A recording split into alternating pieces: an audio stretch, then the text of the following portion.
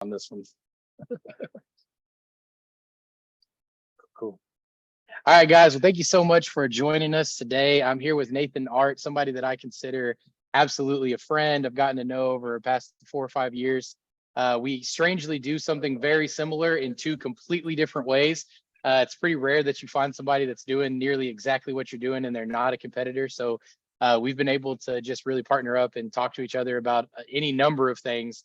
But we definitely like to get together and geek out about people creating impact in their communities through the facilities that they already have. And so I want to say welcome to you, Nathan. I'm so Thank thankful you. to spend a little time with you this morning.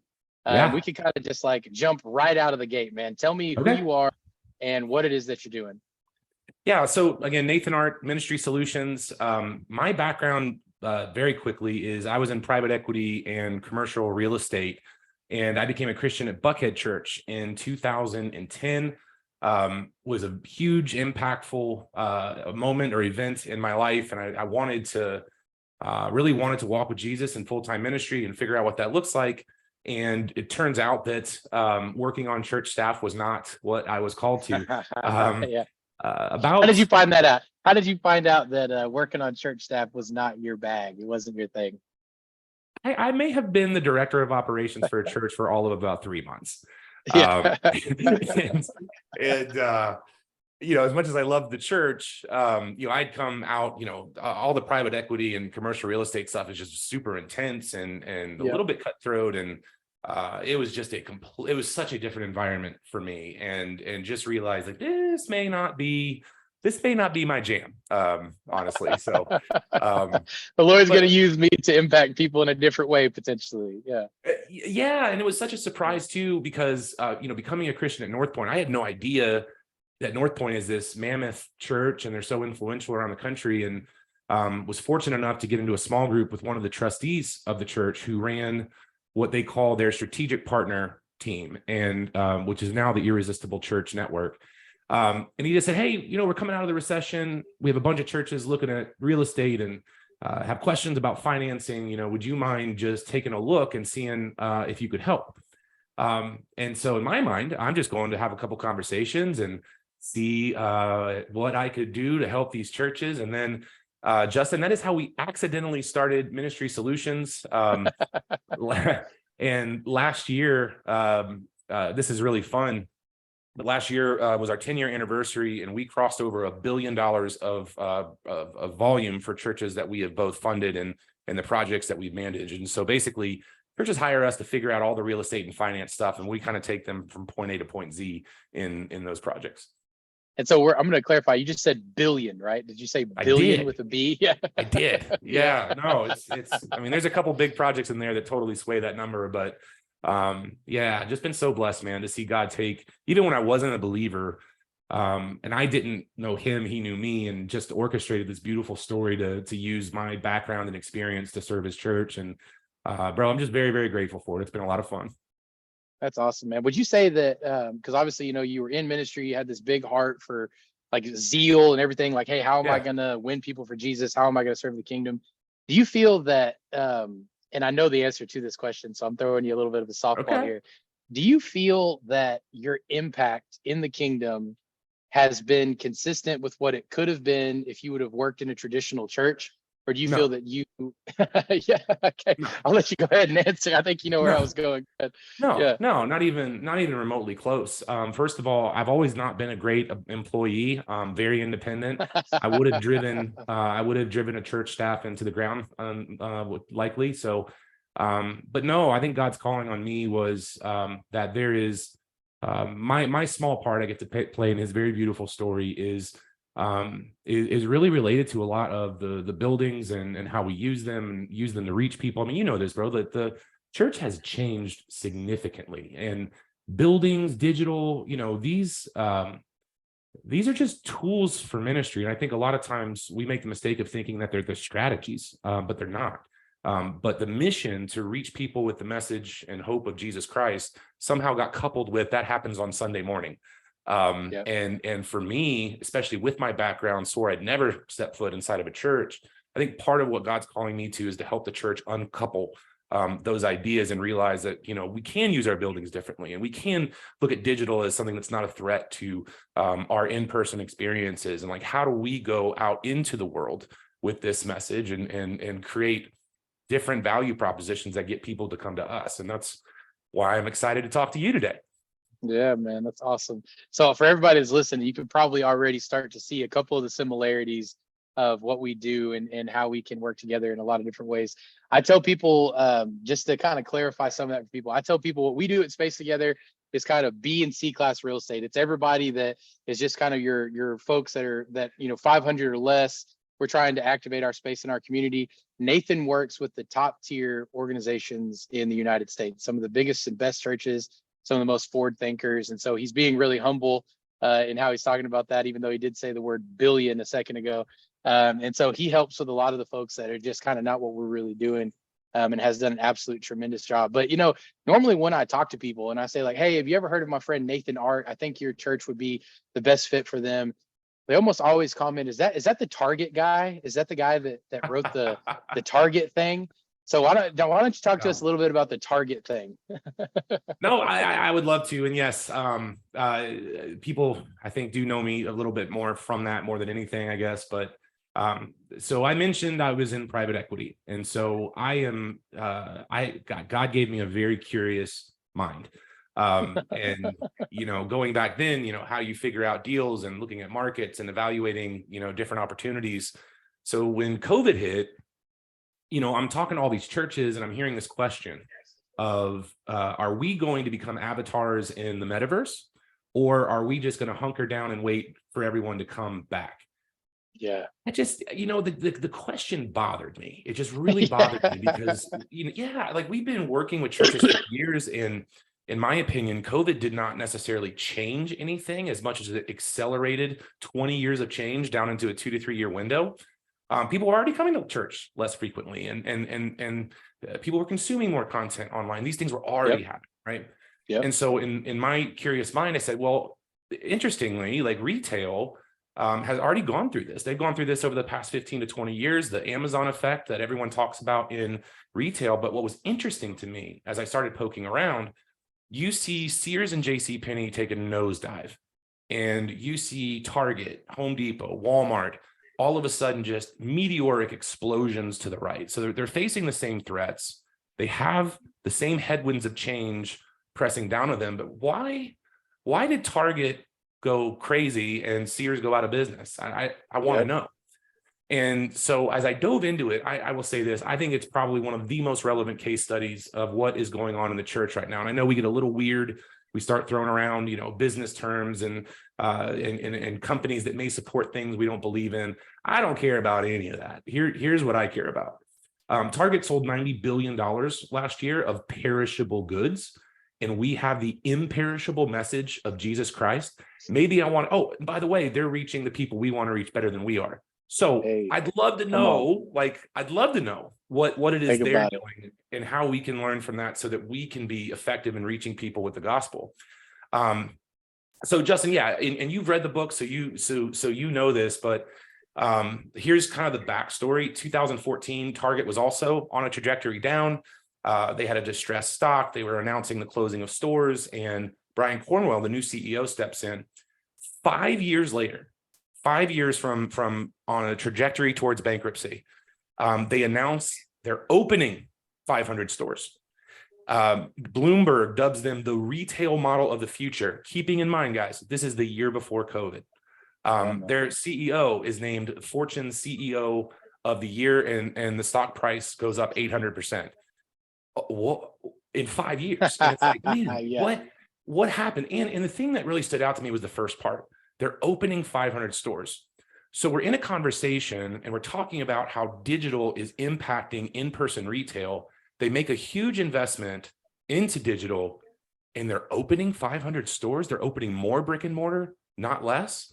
And it was just fascinating because all the effects that happen in retail, which is truly a study in human behavior, are the same things that we're going through as a church. And I just felt like, wow, I have to write this. Like I'm learning too much not to share what's going on here. So that's the backstory. Man, it's absolutely fantastic. I just want to encourage everybody, man, if you have not read this book, Pick it up. It's free. It doesn't cost you anything to download it, right? I mean, is it right about that? I mean, you can download this thing. Everybody that I've sent it to has just come back and said, man, this is so eye-opening. This is such a great book. This is something that we've really used, and sent it around to all sorts of different people. So really, really encourage you guys to check that out. I think it's one of the best resources that I've seen Nathan put out. But man, you put out so much content. I mean, oh my gosh, if you guys go to Ministry Solution, you are going to get like a degree in everything that Nathan, and to my knowledge, just about all of that content is free, correct? Yeah, it's all free, and candidly too. I mean, even the Target ebook, we tried to keep to 15 minutes because we didn't want it to be another book sitting in the stack of books. And we put some team questions in the book also, so that it would be more than just a case study, that it would be something that teams could actually kind of walk through and discuss about how it applies to their own ministries. So Fantastic, man. Again, I want to encourage all of you guys to do that. And let's kind of not necessarily change anything that we're talking about. I love some of the things that you talked about, how Target really designed themselves to impact the communities that they were in. You know what I mean? And set themselves up to where they were almost sort of front facing, like, we have what you need, not the general United States. We have what you need in this community, what you need right now. We know that, and we have that for you. Man, has that influenced how you engage the churches that you're working with, and how you get these mega churches that have the craziest amount of influence and do so much in their community already just through their normal processes? Has that changed how you engage them and get them to activate their spaces and communities? yeah, 100%. And I'll to talk about a couple of things that we learned just from Target that were very surprising. So check this out. The VP of digital marketing for Target, oversees all the digital marketing, said our digital strategy is rooted in the local store. It's not a separate offering. If you don't want to come here, buy online. The thing that really stood out to me was the mission statement of Target. They changed it. And one of the big things that changed, and the difference between Sears, JCPenney, and the others, was Sears and JCPenney saw the digital platform as kind of a one-way broadcast mechanism to get people to the store on weekends. Don't know if that sounds familiar to anyone listening to this. Yeah. What the other companies figured out, this was Target's mission statement. We want to compel people to make Target a part of people's everyday shopping experience. So to be relevant to our customer, we have to stop caring when and where they purchase. And when they looked at the different offerings of curbside and delivery and in the store, they said, well, we can't just take one experience and put it on 3 different mediums. Also, I don't know if that sounds familiar. we have to create differentiated value propositions for each experience, right? That makes it unique and gives people a reason to choose that experience over the other two. And they just got myopically focused on, how do we stop caring and tailor our experience to what the customer wants? And the customer wants flexibility. They don't want to go to the Target store every day, right? Come on, man. People don't want to go to the church every day. But the beauty of man. digital, the beauty of digital and our spaces is that if our mission becomes that we want to compel people to make the gospel a part of their everyday life through the local church, we have to stop caring when and how they engage. And the beauty of digital is we can't ask people to come to a building every day, but man, we can bring church to people every day.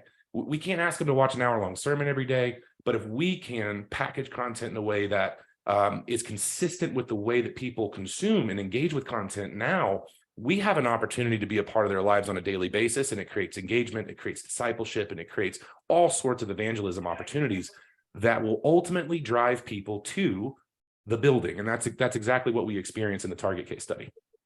Yeah, man, that's awesome. That's absolutely awesome. I think when we started Space together, there was obviously just like the glaring, really obvious thing that I had already been sharing space with my mentor for 6 years. Yeah. So I knew that I did not need my own building. You know what I mean? Like that was obviously one side that made us kind of say, how can we engage with the community around us and all those other things. But the other side of it was, I was 100% convinced that churches needed more money. That I don't think, and at that point in time, I had been I'd been a pastor for 6 years, so I knew the struggles that churches face. But also, I had never really been to a church or met with a pastor at that point in my career where they didn't say, man, we would love to do X if we had Z. You know what I mean? And that Z was almost always cash. You know what I mean? And, we would figure out all sorts of ways to kind of wrap that up or not actually call it money or whatever else. But there was always these two driving factors of like, we want to have more impact and we probably need more cash. And if we had more cash, we could probably have more impact. And in the 10 years that you've been doing this and helping people rethink everything, would you say that that churches really can create sustainable revenue and a sustainable revenue model by sharing their spaces in their community? Well, I can say yes, because we've done it. So Yeah. So Justin, coming in, I mentioned, coming out of the commercial real estate world and all that. When I got those first phone calls from the churches that North Point had connected me to, and started working with these folks, there were two major surprises to me, like coming out of the world I come from. One is, wait a minute, you guys design buildings before you know how you're going to pay for them. Yeah.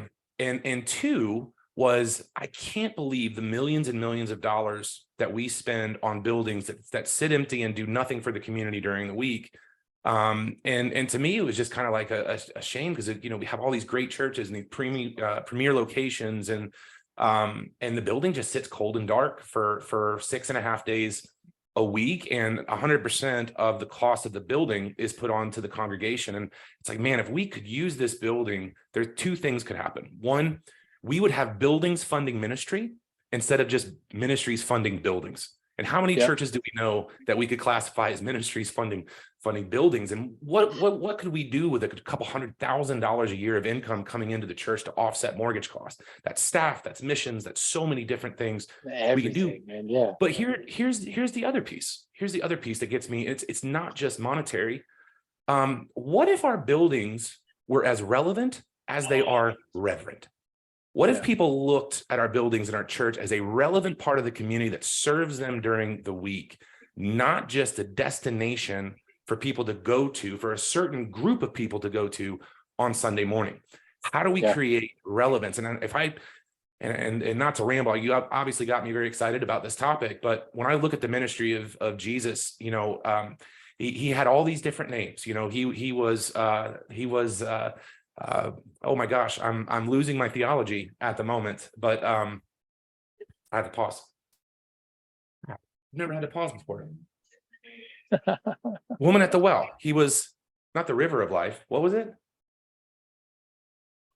I'm not sure. Bread of life. By the way, we can cut this out, I'm assuming. Yeah, 100%. Bread of life. All right, I might just start over. Where did I leave off? So we were talking about just question 3, and I was kind of saying, is this something that people can do? You said that what if our buildings were as relevant as they were reverent? What if they were not just a section of or a building that was only for one section of our community, but if it was for everybody in our community? And then you went into the woman of the well. I tell you what I'd rather do than re-record that ramble is, I think we should probably cut the recording at the end of that before I go into the whole, like, the ministry of Jesus thing, because it's just going to divert us off topic. So yeah. Cool. So we can, cool. Yeah, well, we can start over. You let me know when you're ready. All right, here we go. 1, 2, 3. So you've done this over and over again. You've helped so many different people. Would you say that it's 100% possible for people to begin to generate revenue by sharing their buildings in their community? Yeah, I mean, I think the probability is very high. So Justin, I think that this does require us to think differently. So, like, this conversation over activating spaces and monetizing spaces, a lot of times the brains of the people on the call go to 1990s Baptist church having their own childcare. That is not at all what we're talking about. Or we picture the Hebrew cafe that no one is coming to, right?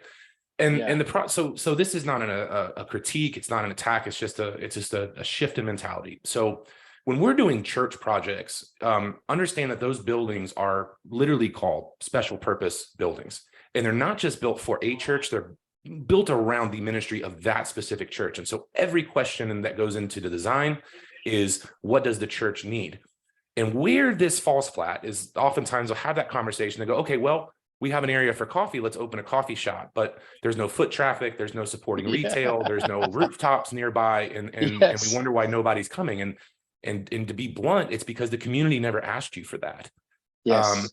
100%. real, yeah. And real estate is complex, but it's also very simple. It's like every other market. You're successful when you can provide inventory to meet an existing demand, but the demand has to be there. So what Yep. we have to do in these conversations is actually kind of flip it and ask the question of, hey, what does the community need from its church? And start with that. Yes. And that could be, it could be co-working, it could be childcare. I mean, we, in some of the northern states, the churches that have been very successful with this have done community centers that have indoor play areas because Yeah, if you're man. in Michigan, it's snowing from November to forever. And so people want to have a place to be able to take their kids where they can play indoors and not lose their sanity from having the kids stuck in the house. But the question does have to start with that. It's, what does the community need from us? There's a lot of research that goes into that. Then you back up and say, okay, what are the complementary uses, the non-competing uses that we can start to think through? And if you're able to do that, not only does it activate the site and bring people on site who otherwise may never show up on a Sunday morning, but the other good news is that people pay you for it. And 100%, so man. that shift of mentality has to happen in this conversation, to where we see our buildings as a resource to serve the community, which starts with what they need and moving from there. 100%, man. Yeah, and it is kind of this crazy thing, right? We're like, we are going to start a church that's going to impact our community as long as the impact looks exactly the way that we want it to look. Correct. It has to come from people coming and sitting down, listening to our sermons, giving us their money, going away saying they're thankful for our community. If it happens that way, we love impact. But it's not impact to the community as much as it is impact from our vision is what we're after, you know. And I think it's like the whole thing is Jesus says that he is love, right? So like if we really think about that, right? Like if you need shoes, does a building solve your problem? Probably not. You know, love looks like a pair of shoes to a kid that doesn't have any shoes, right? So it's a community that we are supposed to be providing impact and support to. It would make sense to find out what the community actually needs. Yes. Do we need another church building that does services, or do we need a place where we can have a Christian childcare, or where we can have a reputable after school program that teaches leadership through basketball? I mean, whatever, Yeah. you know what I mean? But all of Yeah. those things are possible when we activate our communities with the needs of our communities at the forefront of that topic, right? 100%. And going back to the statement on relevance, and when I study the ministry model of Jesus, I mean, every person he sat down with and ministered to, he met the practical, tangible needs of that person before he spoke into their spiritual needs. He was a healer. I mean, he provided water. I mean, there's just so many different things that he did, but he was always conscious of what that person's like prescient need was at the time, and he spoke and healed that need. And we're not talking about healing and that, but our buildings kind of thinking of them in the same way of, man, if we can meet people as a relevant organization to the community, truly meeting a need of the community, how much more likely is it that they'll engage with us when we ask them to, right? But otherwise, if we haven't 100%. provided the value, it's harder to make that request. Man, I'm so reminded. It's funny that I'm talking to Nathan, but when Jesus met Nathan and the disciples come around and they're like, hey, there's this guy, we found the Messiah, he's from Nazareth. And they're like, he's like, nothing good comes out of Nazareth. And then they're walking up to meet him. So he's never met Jesus at this point. And they're walking up and Jesus says, hey, look, there's a guy that doesn't tell lies. There's an honest guy.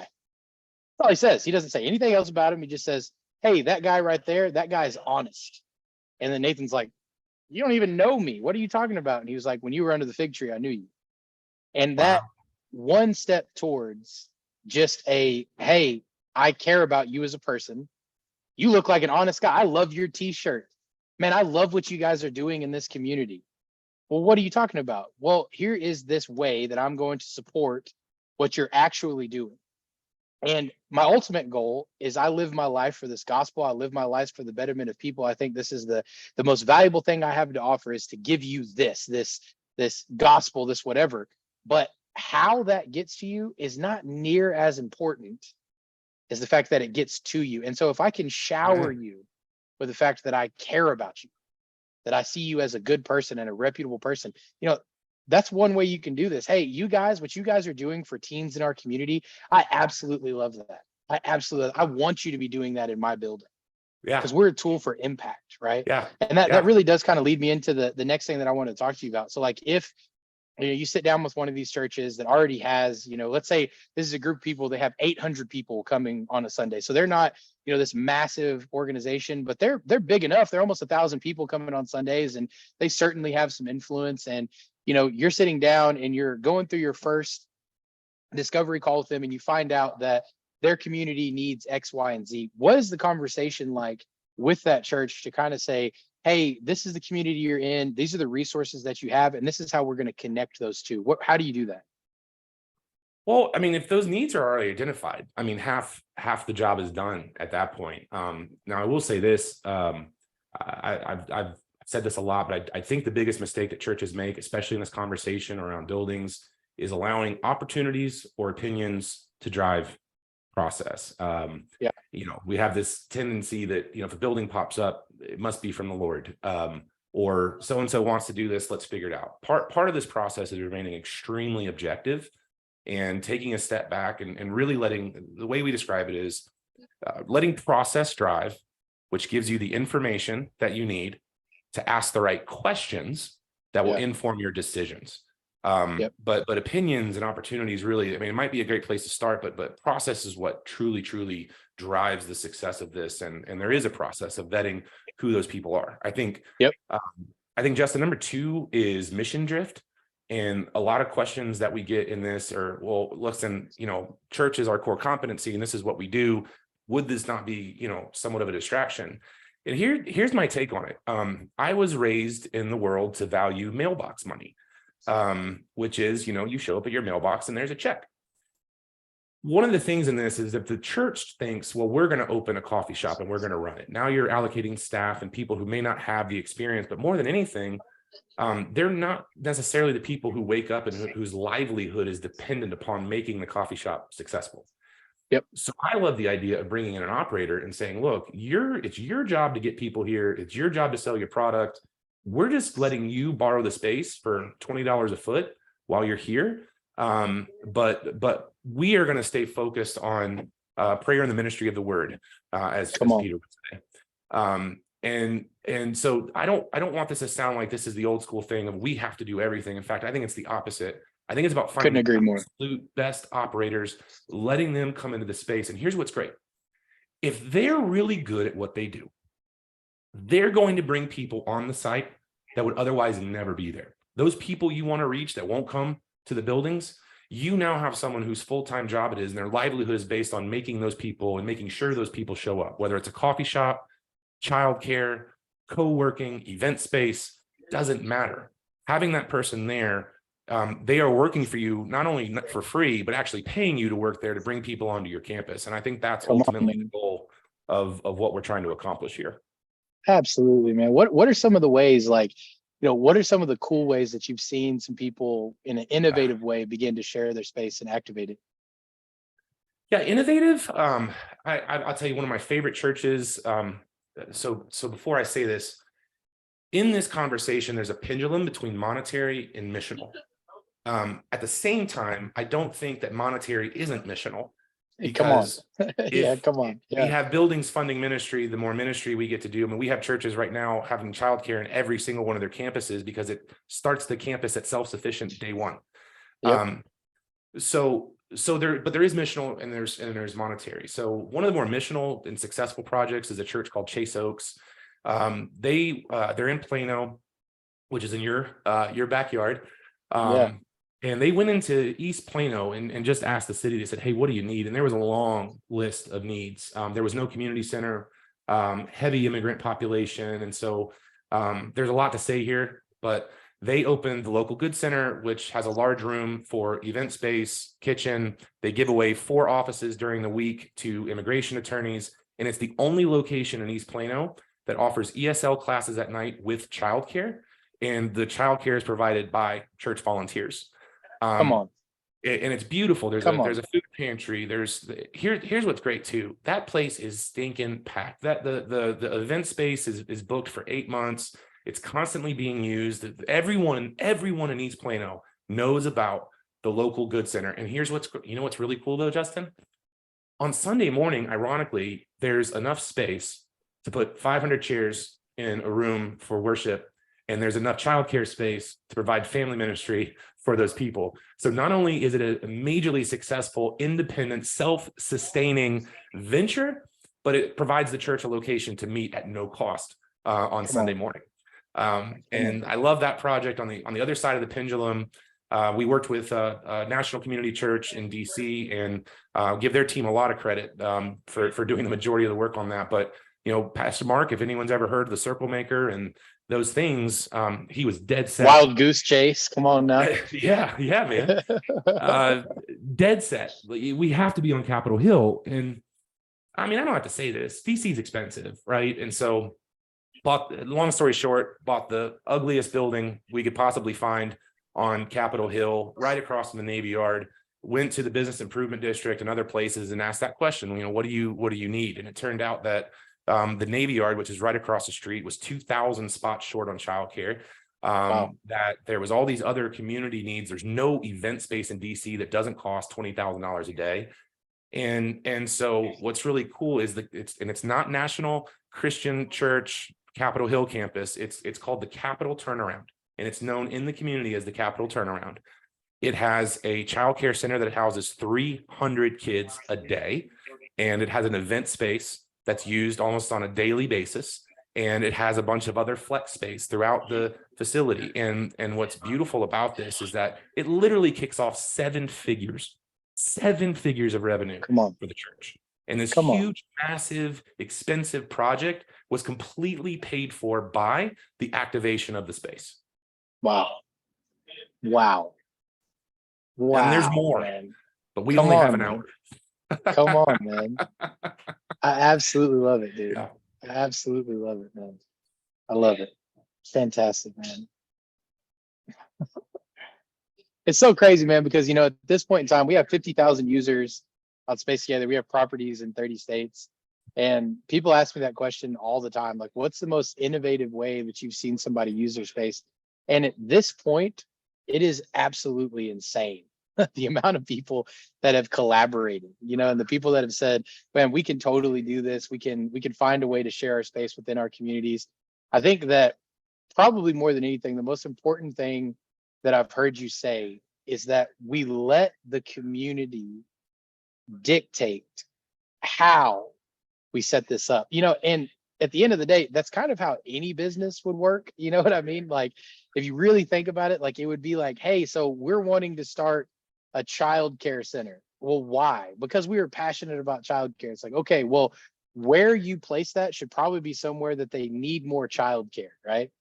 You know what I mean? And if you're opening up your building and you're saying that we want to have more impact, it's probably a good idea to find out what your community needs for impact, right? And the majority of the time, to echo something that you've already said, when we get on calls with pastors especially, the number one thing they say they want to do is a coffee shop. And then, you already know, like, that's hard. Like, ask anybody that has opened a coffee shop from ground up, even in a big city, like, that is really difficult to do. So having somebody that's not passionate about that will ultimately probably be a drain on your organization in some place. Same thing about childcare. Like, hey, we want to open a daycare within our church. It's like, okay, cool. Well, does your community need that? And then who is wildly passionate about childcare in your organization? Is it somebody that lives and breathes it? Because that's also a pretty difficult business to get started. And the third thing that I hear all the time is co-working spaces. Like, hey, let's get in here and let's start a co-working space. And it's like, well, okay, a couple things. Do you have any idea how the co-working business works? Like, do you know how this thing happens? No idea, right? But that one switch and that one change to say, hey, we want to make our space available for the people in this community that have a dream to start a child care center. And we want to help them start or sustain what they've always wanted to do. And we're going to become that resource for them in this community. We're going to be an answer to prayer for them in this community, right? In a very real, very tangible way. You know what I mean? It's that whole thing, like I said earlier, like, this gospel that we present really is love. So what does love look like? It looks like an answer to prayer. It looks like you finding what you need, and so, man, absolutely love it, dude. That's awesome. How can organizations leverage technology and digital platforms like Space Together to streamline this process? So it's a perfect segue from what we were just talking about, because and this is why I'm so excited about what you're doing. And here we are, like two separate companies, passionate about the exact same thing, and yet like I'm your biggest fan, man, Yeah, I feel the because exact same way. yeah, here's the thing. So what Ministry Solutions does, we focus a lot on dedicated spaces, right? So when you're talking about childcare, you're talking about coffee shops. These are people who sign leases. Here's the other major unmet need in communities. There are so many groups of people who don't need a permanent lease. There's a dance school who needs the space for 3 hours a night on a Thursday, and they can't afford to go get that space somewhere else. There's people who want to come in and do community events. There's people who want to come in and do trainings. Like Justin, I mean, the list of things, but if we limit our opportunities to what Ministry Solutions does, we're missing out, because there's a lot of people in the community who just need fractional space. They need something and an opportunity to meet at a location, right, and not have to be locked into some long-term commitment. And so, yeah, like in a church building, let's say that we did take our family ministry area and leased it out to a childcare operator for 250 grand a year. That's great. What do we do with the rest of that space? What are we doing with our auditorium and our lobbies and our classrooms and all these different things? And I think the genius of what you have put together is you have this two-sided tool that is basically built to market the church's property to the community and I get excited if I'm a lead pastor, because I'm like, I don't have to go hire somebody to go market this space. I don't have to even pay somebody to manage all the garbage. Like, it's already set up for us, and it's plug and play. And along with our dedicated, permanent, long-term leases, we are giving people opportunities to use our space when, how they need it. And that to me, I get very excited about the opportunity that you're presenting to these churches, man. Absolutely, man. I appreciate that. Thank you. Yeah, I love what you guys are doing too, man. It's so fun to see, like, I know when we first started talking to you, we were always working with like a lot smaller organizations. And then when I start talking to you, I find out that like the biggest, most influential churches in America are having the exact same question. How do we leverage what we have to have more impact and relevance inside of our communities? And it's so encouraging to me to know that the group of people that we're serving are actually thinking that way. It's They fantastic. are. Well, they are, Fantastic. and I'll share this too with you, Justin, because I think part of it is like when we were first introducing this concept to the church, I personally felt like it was pushing rope up a hill. Yeah. It's just like, why would we do that? And then Yeah, man. People even getting the like operators, angry, yeah. yeah, And when we came out of COVID and so many things had changed, there was just this openness, and the buildings weren't full, and everyone's asking the question, how do we get more people here? So there was just openness to the conversation. But there's one other big thing that happened during COVID I think everyone needs to be aware of. We were not the only industry impacted.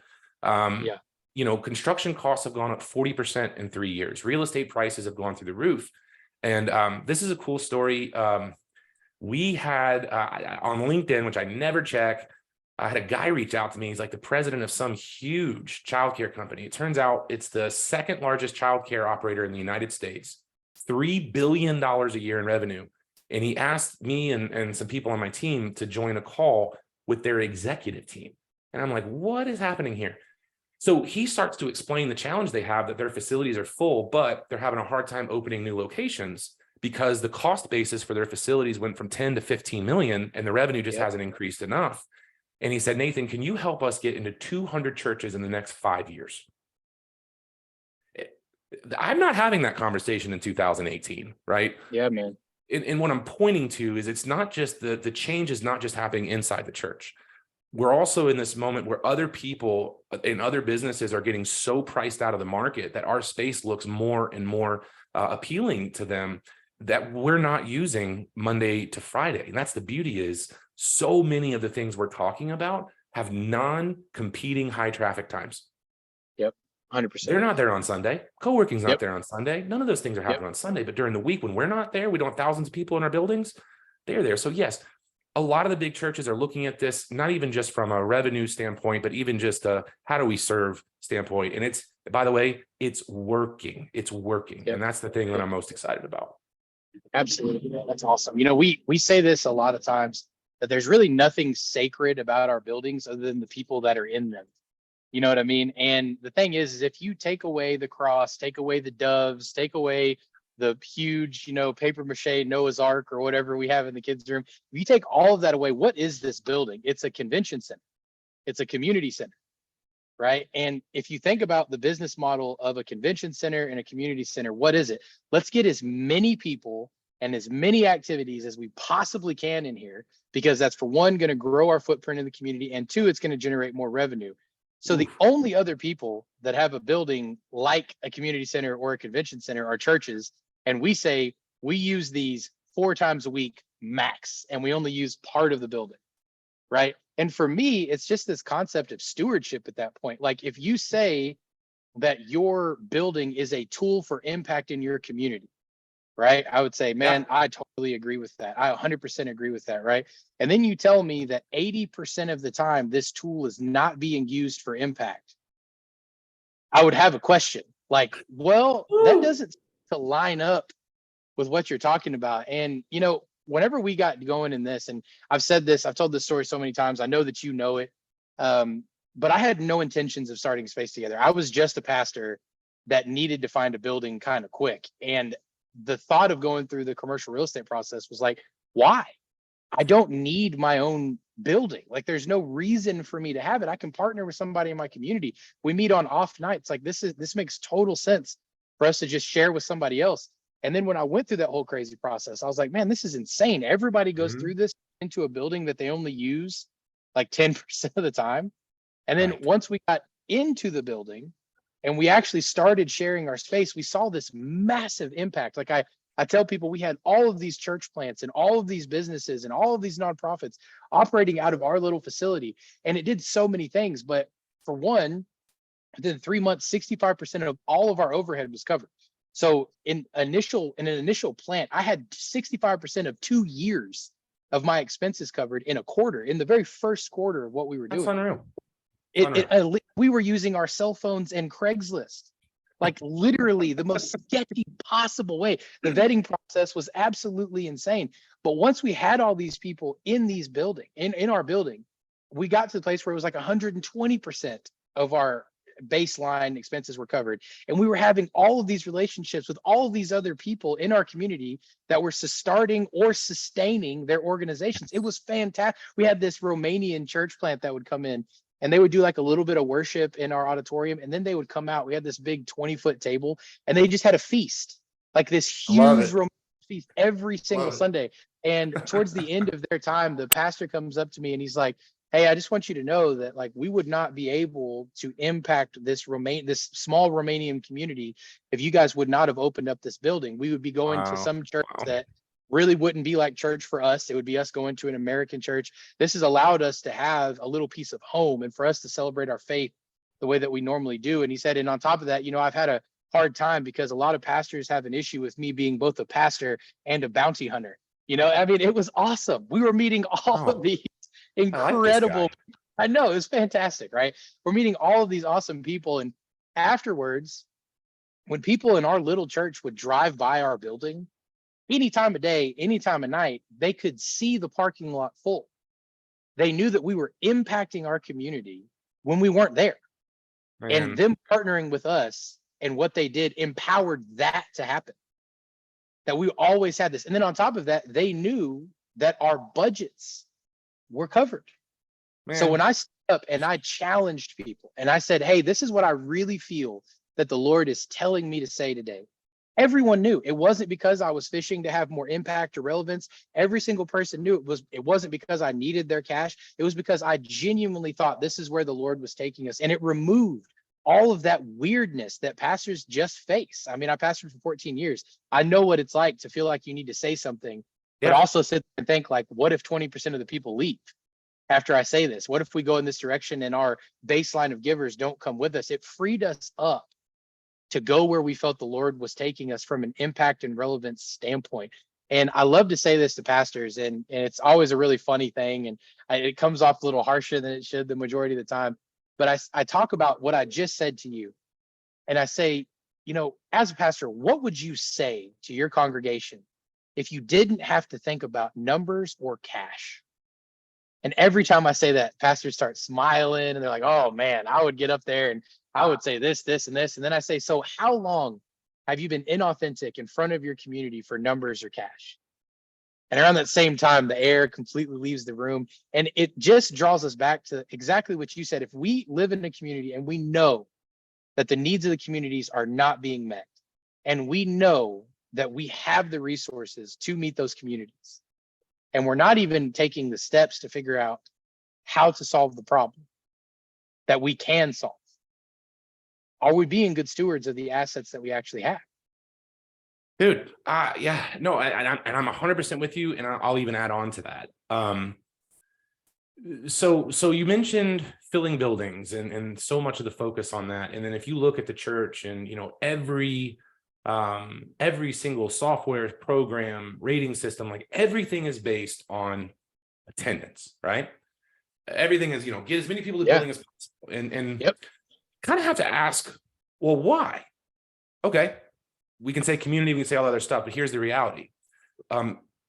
There's not a single pastor, if I tell them there's 2,000 people in the room, who doesn't know from that a rough idea of how many people are giving, serving, and in community groups, right? So attendance is a predictive analytic for engagement. So if I can build the front end of the system, then I have a captive audience and I can lead them through our 4-step assimilation process. And it's very predictable in that way. We built our entire system around using attendance to create engagement. The biggest change that I feel is happening in the church right now is that our model has completely flipped. Now, in order to get people to attend, we have to have them engaged. Yeah, man. Wow. Think about that, right? We Yeah. had 3 years of training people that it was okay not to come to church, and that we could give them the same experience on their couch as they can get in the room. And we're wondering why the attendance numbers are lower when we're asking people to put in twice the amount of effort to get the exact same experience. And that's not knocking that. There's a community element to it on corporate worship. I get it. Yeah, man, 100%. But what I'm saying is this: getting people to attend is so much harder. And so if we can engage them, if we can get them on site, and even if it's once a month doing some sort of program, maybe we're taking care of a special needs need in the community, whatever it is. When that person decides that they're at a life point where they need to go to church, where do you think they're going to go? You've eliminated the guesswork. They've been on site. They know what to expect. They know you care about them. They're not going to go to some church that they've never been inside of before. And for me, that's really where the opportunity is that person would never come on Sunday morning, but they can come during the week for a different reason. Gives us an opportunity to connect with them there. Gives an opportunity to build relationship. And when the Lord puts it on their heart that it's time for them to come and meet him, this is where they're going to come. And I think that this is one of the biggest ways that we can drive attendance is by creating a new front door with engagement. Man, I totally agree with that. I 100% agree with that. And I would be remiss not to say this, because we both know this guy, and I absolutely love him. And I'm going to give a shout out based on something, but one of my favorite pastors in the world right now is a guy named Greg Lindsay. He pastors Discovery Church in Colorado Springs. Dude is absolutely the man. And has a big church. I mean, they're not a small church by any means. Nobody would really say, oh, that little church in Colorado Springs. They're a big church. And Greg is the kind of guy that if he wanted to have a bigger church, he could.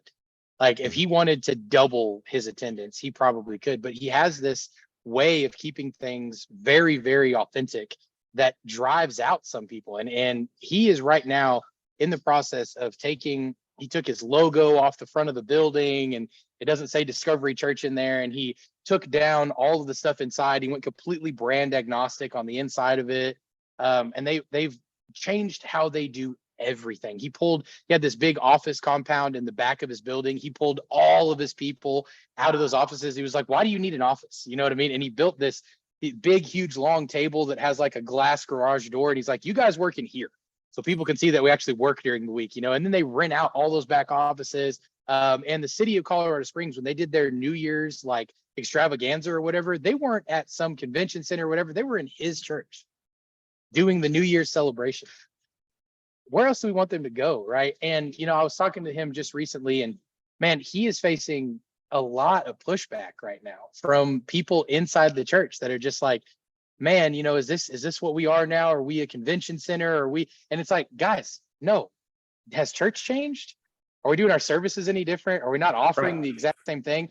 But we've expanded our reach massively, that people that would have never walked through these doors are now partnering with us, and they're paying to do so.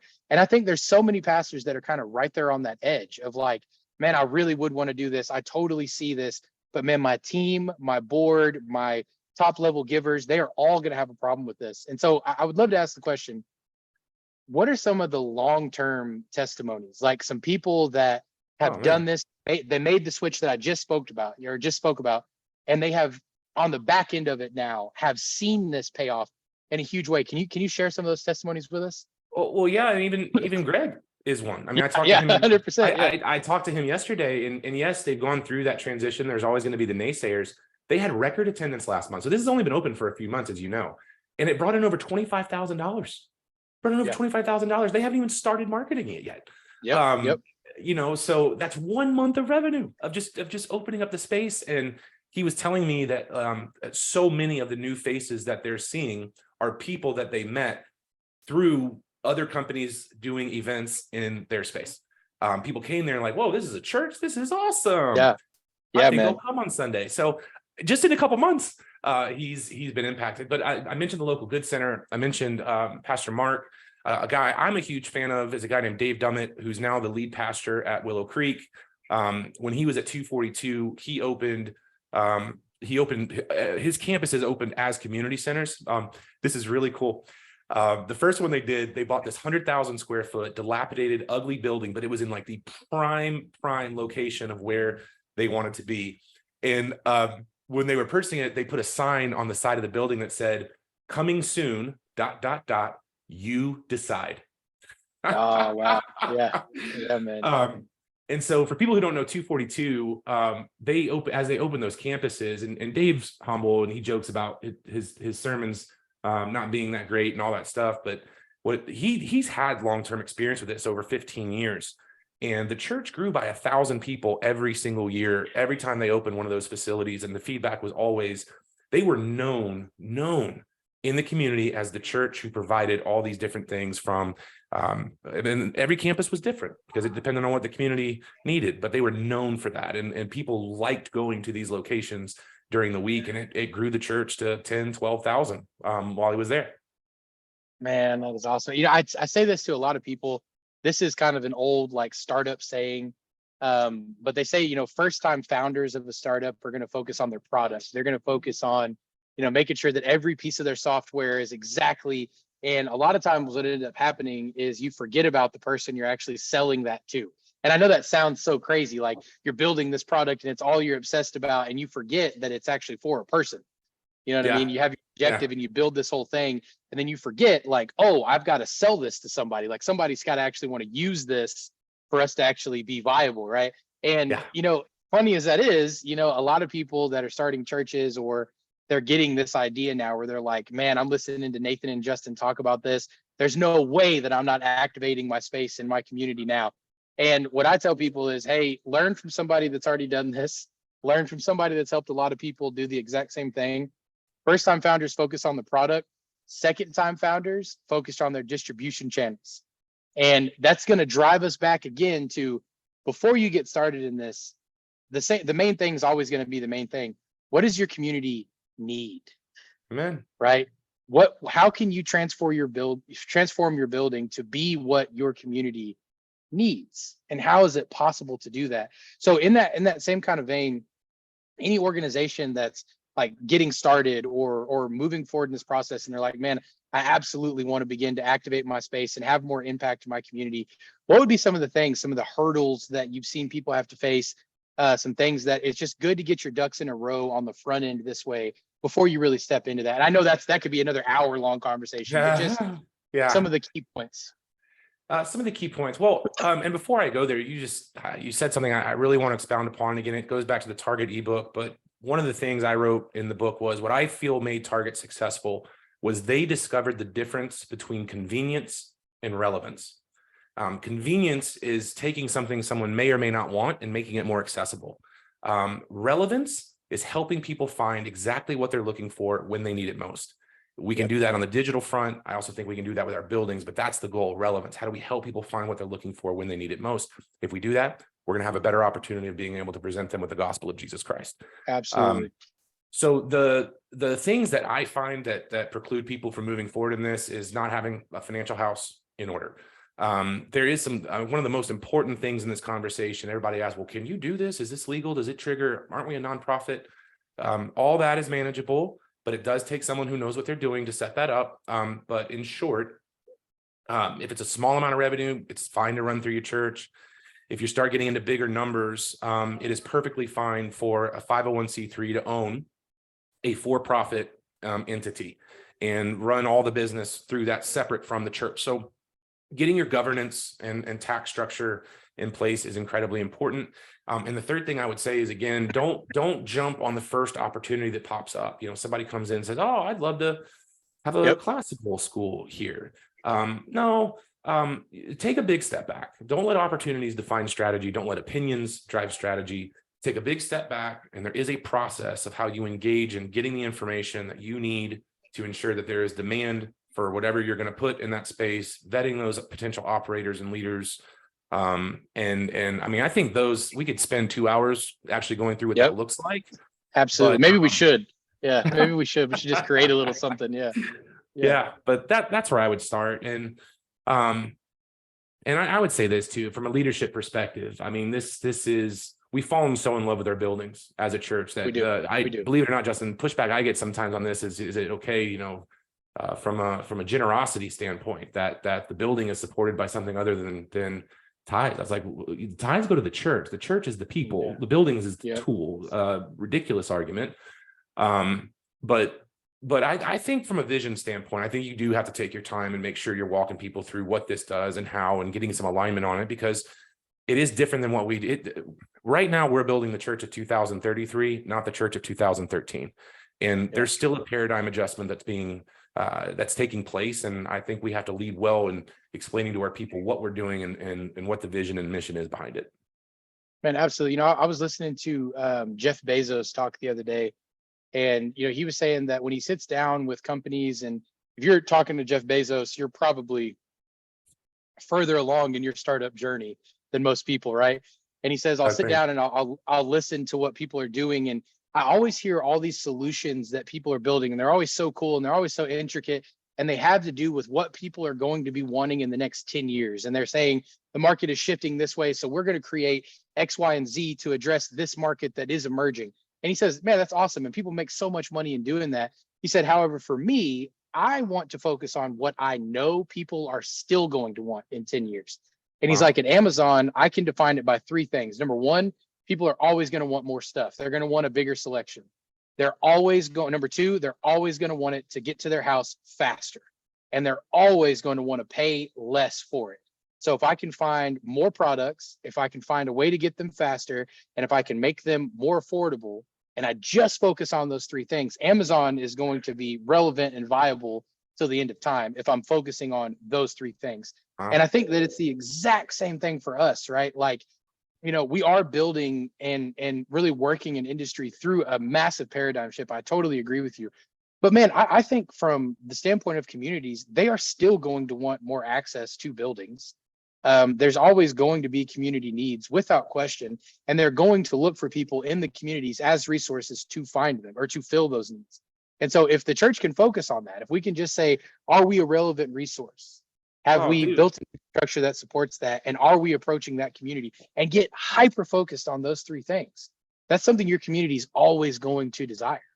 Well, I agree. And speaking of a need that won't change, Justin, like here's something I believe, and I believe it from my own experience, because I cannot like overemphasize how much I hated church and hated Christians and had such a bad experience.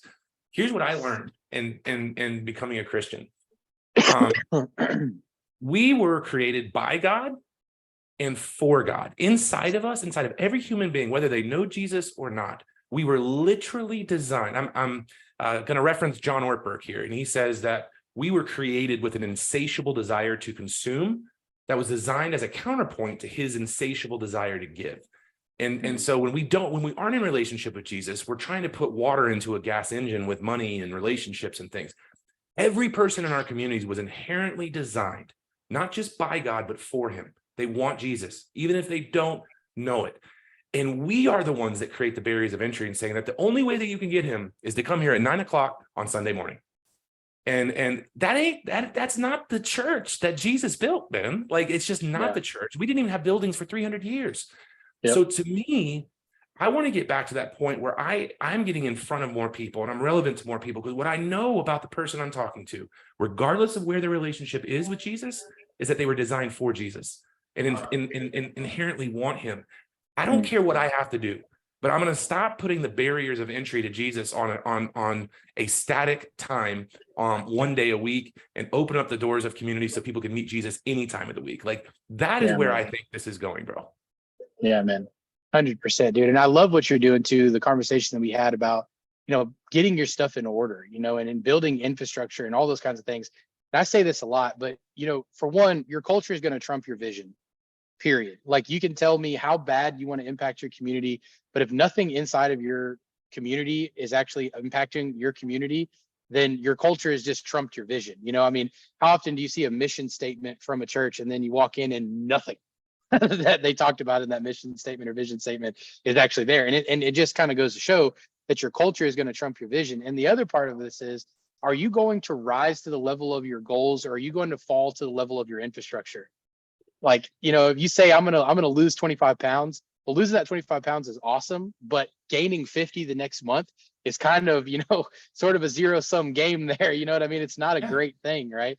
And so I think that having that conversation about, getting your infrastructure put in place. I was talking to somebody way high up in a massive denomination, one of the biggest 3 denominations in the United States, and I was having the conversation about the people in their organization and how they were using space, and we got into the concept of space together.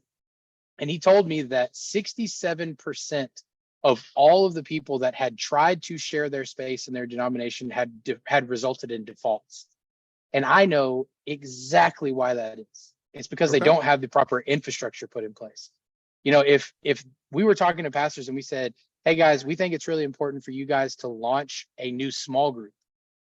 Man, when they did, there'd be so much planning that went into that. There would be so much like, hey, we're going to talk about this for 6 weeks, and then this for 6 weeks, and then this person's going to lead this, and it's going to be at these houses, or it's going to be in this room at the church, and we're going to try to get this many people in each one of them. It'd be so much planning, and that'd be to launch a small group. So adding a new revenue stream and a new part of your organization, I want to be clear and just be honest when saying that it's not like an overnight thing. Like, it is something that you want to have infrastructure built in, and you want to start a process of really understanding what you're getting into so that you don't end up having a bad experience trying to impact your community. And so if people are kind of on that journey and they're saying, hey, I want to start impacting my community by sharing my space, by getting more activated into the community around them, what are some resources that you provide? How could they get in touch with you to start having that conversation? Well, I mean this in all sincerity, Justin, and I'm not just saying this because you're my friend and you're having me on your podcast, but like, to me too, it's why it's such a no-brainer to use space together, because like what I do is harder. It's more disruptive to a church, just because we're talking about more committed spaces. I mean, for what Space Together costs and for what it does and how it takes that off, like, I mean, there's no reason not to start on a journey like that soon. As far as resources go, we always do a free analysis. We always want to meet with a church and see what they're doing. And we're not there to pitch you. We're either a good fit or not. But we always want to serve the church that reaches out to us and has questions. So I mean, that'd be the first thing. Just know that we're willing to have a conversation and would love to hear the vision that you have for your space. If it is more of a flexible space, obviously Justin is your guy. But if you're thinking about some bigger uses and thinking about like really how to maximize the entirety of the space and what the financial structure needs to look like and tax and governance issues and all that, reach out. If we can help you, great. If it means that we're in a relationship with you for longer, that's great too. But really, we're just here to serve. We're here to really push this concept forward, and we just welcome a conversation with you. What's the best way for people to reach out to you? I will give you my email address, and it is Nathan Artt, ARTT, at ministry-solutions.com, and that will get you to me directly. Tremendous, tremendous. And same thing, just to follow up there, guys, if you are kind of just dipping your toes into this, you're just thinking about getting started, we offer a really inexpensive $500 space sharing training where we go through everything from figuring out why you're actually sharing your building and where you find yourself on that spectrum. And then we go into everything. Let's actually find out what you have. Let's make sure you have the proper agreements, that you're doing this in a safe way. And we'll help you begin that process of activating your space. And you won't just be working with pastors. You'll have all kinds of people in dance studios and martial arts gyms and commercial kitchens and all sorts of folks that we serve. So, man, Nathan, I just want to say, man, thank you so much for spending some time. That was absolutely tremendous. I think there was some really good things in there for folks that are going to listen to this. And again, just want to say thank you so much. And everybody that's kind of listening to this, be on the lookout. We'll go ahead and give somewhat of a shameless plug, but we're actually going to put together an event. Nathan and I are going to put this and do this together along with some other friends. And we're just going to be talking about this subject of activating your spaces and creating more impact. So keep on the lookout. We'll have more in store. I'm sure this won't be the last interview that we do together. And so thank you all for listening. Absolutely. Nathan, thank you so much, man. It was tremendous. I appreciate you, Justin. Thank you so much. Absolutely, man. Thanks. All right. Bye. Cool, man. That was fun. Oh, that was a good one. Bro, it's hard to get us excited, isn't it? Yeah, right. I know. Yes. When I pitched in the city hall